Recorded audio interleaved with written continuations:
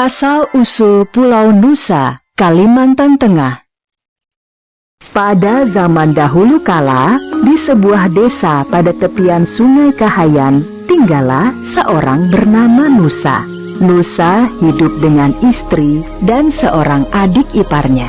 Untuk memenuhi kebutuhan sehari-hari, Nusa dan adik iparnya bercocok tanam di sebuah ladang kecil dekat rumah panggung mereka. Ladang yang subur dan ketekunan mereka dalam bercocok tanam menghasilkan panen yang melimpah. Sayangnya, suatu hari desa tempat tinggal Nusa dilanda kekeringan. Untuk memenuhi kebutuhan selama kekeringan, Nusa dan adik iparnya pergi berburu di Sungai Ruhan, sebuah sungai kecil di dekat Sungai Kahayan. Mereka terus mendayung di Sungai Ruhan sampai akhirnya sebuah pohon yang tumbang menghalau perahu mereka. Nusa dan adik iparnya mencoba membelah kayu tersebut. Namun, hari semakin sore. Hari semakin sore dan kita belum mendapatkan hasil buruan. Lanjutkan memotong batang pohon ini. Aku akan masuk ke hutan. Nusa kemudian masuk ke dalam hutan untuk mencari binatang buruan. Tiba-tiba, Nusa melihat sebuah telur yang berwarna putih besar. Sesampainya di rumah, telur ini terlalu besar, Kakanda. Apakah Kakanda tidak khawatir? Bahkan, Kakanda sendiri tidak mengetahui itu telur apa. Telur ini sangat besar. Tidak usah khawatir. Telur ini cukup untuk makan kita bertiga. Lebih baik kita tidak memakan telur ini, Kakanda. Tidak makan hari ini tidak apa-apa, asalkan kita tidak memakan sesuatu yang tidak jelas asal-usulnya. Jika kalian tidak mau memakan telur ini, biar aku saja yang memakannya. Aku tidak peduli ini telur apa. Dengan wajah yang kesal kepada istrinya, akhirnya Nusa sendiri yang merebus telur tersebut. Setelah telur tersebut matang, Nusa memakannya sampai habis.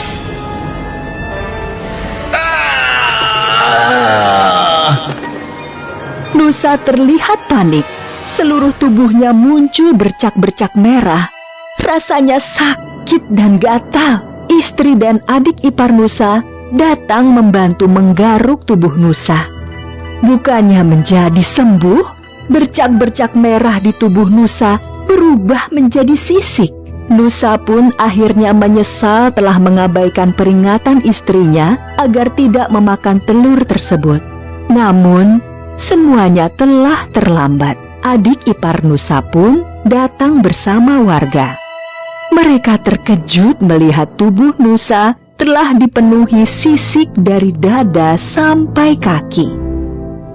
Karena tubuhnya yang semakin membesar, Nusa kemudian dibawa ke halaman. Tubuhku panas sekali. Tolong masukkan aku ke dalam sungai.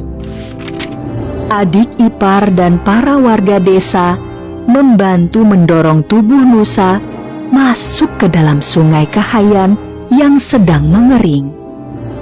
Istri Nusa hanya memandanginya dengan tatapan sedih.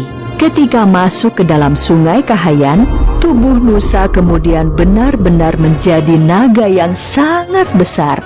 Setelah bersusah payah dibantu warga masuk ke dalam sungai, Nusa kemudian berpesan kepada istrinya. Dinda, nanti malam akan turun hujan lebat disertai badai.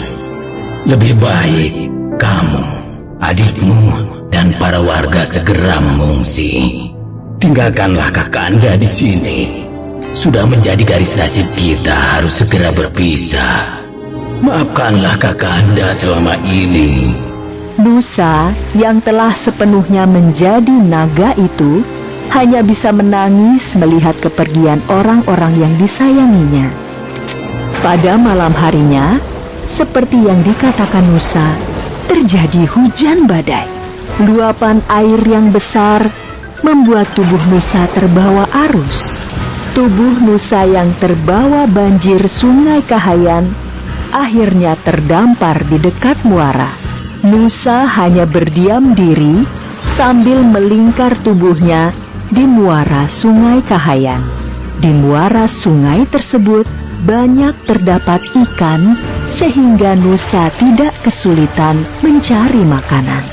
Kehadiran Nusa di muara tersebut membuat ikan-ikan menjadi cemas akan keselamatan mereka. Suatu hari, ikan jelawat dan ikan saluang terlibat pembicaraan untuk menyelamatkan umat ikan di muara Sungai Kahayan. Aku punya ide bagus. Kalian ikut saja ideku. Bagaimana caranya kita mengusir naga Nusa dari sini? Kalian harus tenang. Tunggu saja perintahku. Yang penting, kalian semua siap membantuku. Tuan Nusa, aku tadi bertemu seekor naga jahat yang besarnya sama denganmu. Naga jahat itu tahu engkau tinggal di sini. Dia memintaku untuk menyampaikan tantangan berkelahi kepadamu. Berani sekali dia menantangku. Aku tunggu dia besok di sini.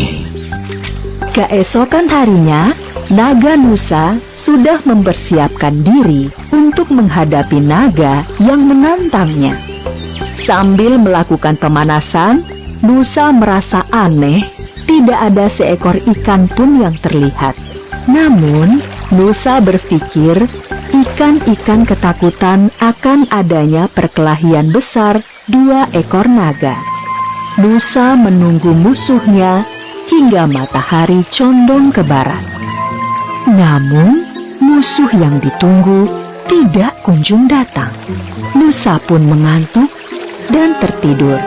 Ternyata, sedari tadi ikan saluang mengintip Nusa dari jauh dan mendekatinya ketika Nusa tertidur.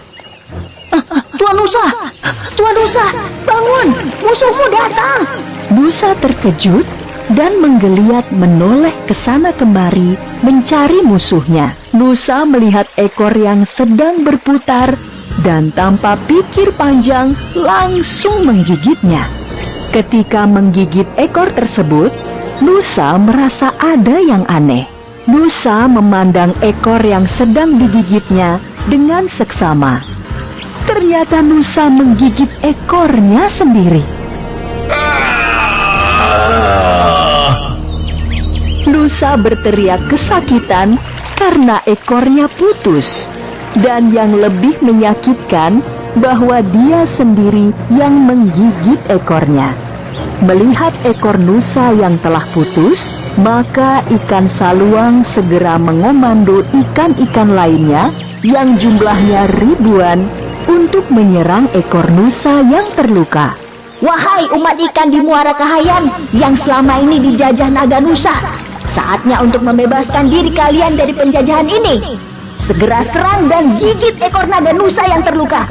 Dengan serentak, ribuan ikan dari berbagai jenis menyerang ekor naga yang terluka. Naga Nusa lari ke sana kemari menyelamatkan ekornya. Naga akhirnya kelelahan dan tidak sanggup lagi untuk lari. Jumlah ikan yang mengerubuti ekornya semakin banyak. Nusa hanya bisa berdiri sambil kelelahan. Nafasnya tersengal-sengal dan dia pun menangis. Nusa akhirnya tidak mampu bertahan. Tubuhnya ambruk dan tidak bergerak lagi. Naga Nusa yang perkasa itu akhirnya mati. Ikan-ikan terus memakan tubuh Nusa hingga hanya menyisakan tulang-tulangnya. Kerangka naga Nusa itu akhirnya ditumbuhi berbagai tanaman, dari semak belukar hingga pepohonan. Akhirnya, lama-kelamaan, kerangka Nusa menjadi sebuah pulau. Pulau tersebut kemudian dikenal dengan nama Pulau Nusa. Letaknya di aliran Sungai Kahayan, Kabupaten Pulang Pisau, Kalimantan Tengah.